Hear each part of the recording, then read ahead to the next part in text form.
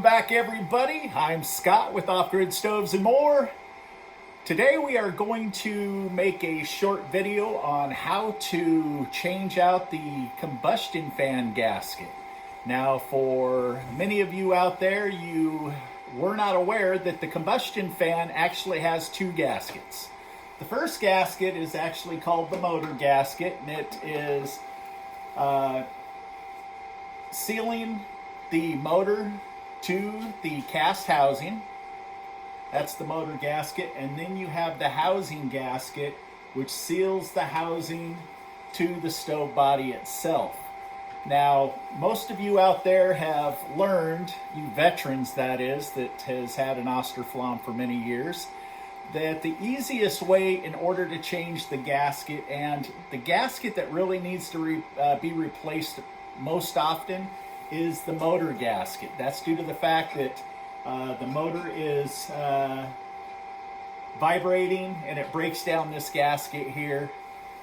So, you know, on average, the gasketing for you out there that are on top of your servicing your stove once a year, some of you actually service it twice a year due to the fact that you burn so many pellets in those cold states.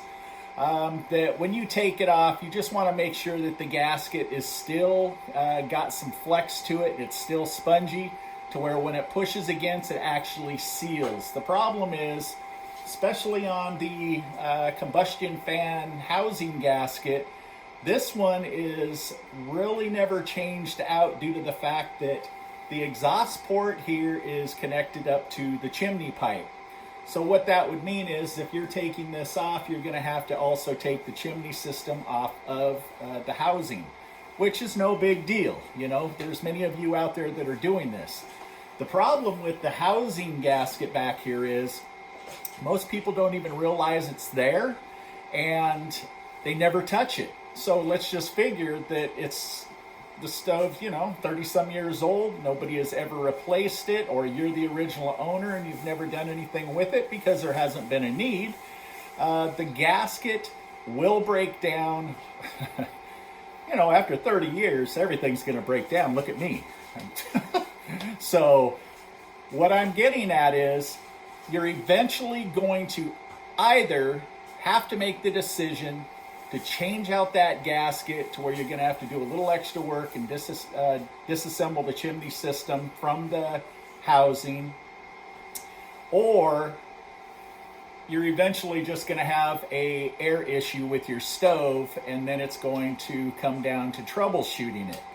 Now, most of you out there that talk to us, we always highly recommend that if you notice that your stove is starting to have a little bit lazier flame, you're having a little bit more soot in your stove, that is due to more than likely a gasket wearing out, and it's allowing more air into the stove, and it's making the pellets burn richer, which means that there's more soot and fly ash and so forth.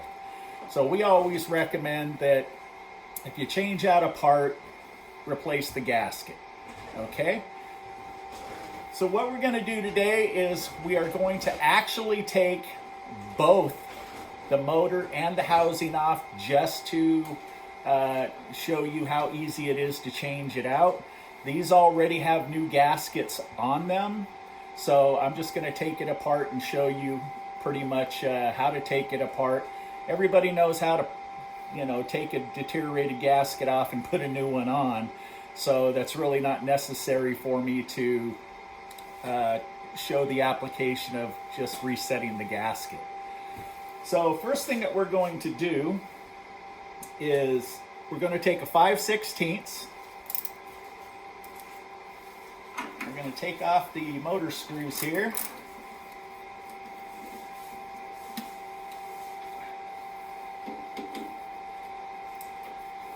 Now I can talk while I'm doing this. This stove here is rather unique. This is going to be the first hybrid Austroflamm that we know of that's ever been created. And what a hybrid Austroflamm is, we are putting all new Rika components on an Integra 1 body. We are going to make a video of when it's ready to go and it's ready for sale. And we are about probably a week away, depending on how the holidays go. And honestly, we have been just slammed this year, especially with Austroflamm problems. A lot of Austroflamm problems. Okay, so the 4 screws you just seen me remove. Here is your motor gasket. Okay, there's 2 types of gasket that you can get. We have what's called a tape gasket, which is what we use because the stamped out gaskets are really kind of ridiculously priced. We do have the stamped out gaskets, but this way here, it just works. It works for us. So that's what we end up doing. So if you end up calling us up, we're more than likely going to send you the tape gasket. But if you do want the stamped round gasket, we've got them.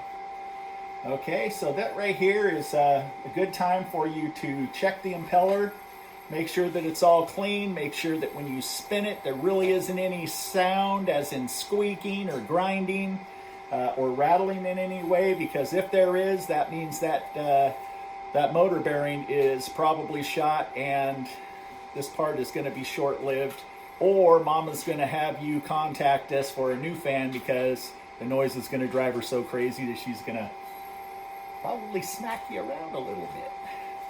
So after you inspect the fan, you can then inspect the inside of the housing.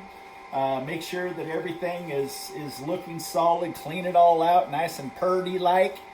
You can also, this is a good time for you to change out your low limit. If it's been several years, give us a call. They're really inexpensive. That way you don't have any issues that are going to be popping up on you. Many videos out there talking about the low limit and the high limit snap discs. So this one here's already got a new rubber grommet on it. Everything is airtight here. So the next thing that we're going to do is we're going to take a 10 millimeter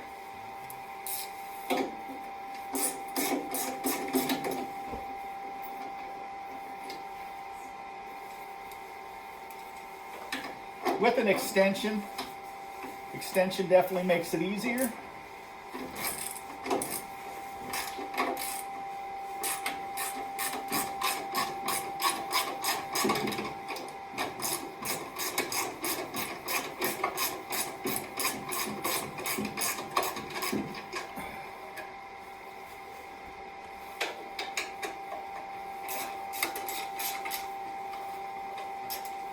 Oh, it's a beautiful day in the neighborhood.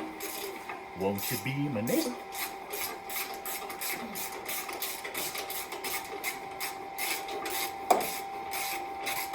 Julie's over here doing a lot of parts testing today.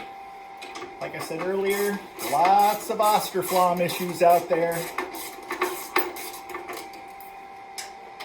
And we appreciate you guys hitting the like button on these videos because it helps the algorithms locate us for those out there that are having issues. I really appreciate it.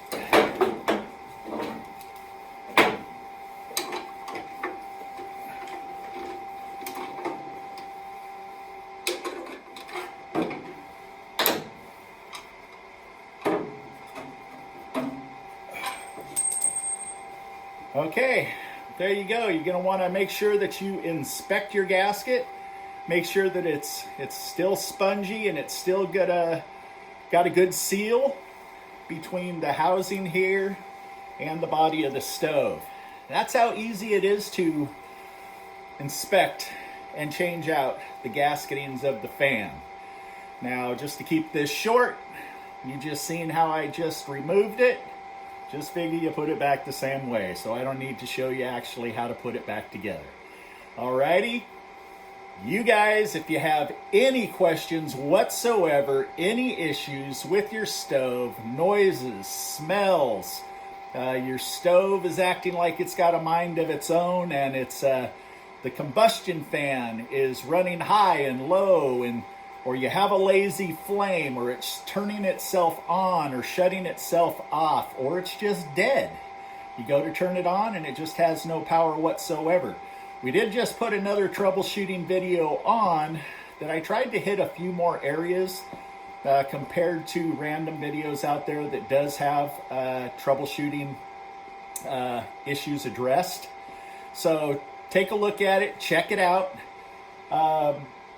Again, this is going to be the first hybrid Austroflamm 2.1, and it's going to be pretty cool, you know, having the very first hybrid. So if anybody out there has heard about how incredible Austroflamms are, the hybrid is going to be the Integra 1, but it's going to have all of the luxury conveniences of the Integra 2.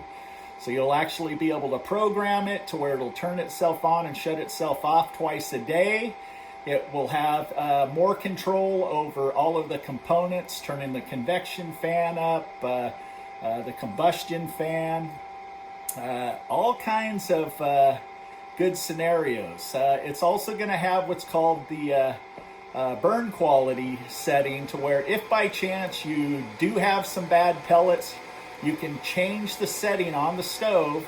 And for you Rika owners out there, you know what I'm talking about. You can change it from FU1, from premium pellet status, to FU2, to not so good pellets. Thanks again, all of you out there, for all of your support. And if you do have any questions, or if you do need to order parts, email us please between September and March or April, because we are so overwhelmed. Your emails comes right to our cell phone and we respond quick. If you call 800-348-1021, you will get a hold of one of our fine operators, and they will take your name and number, and it will take up to 24 hours for Julie and I to get back to you. So again, email offgridstovesandmore@gmail.com. You guys stay safe out there. Peace.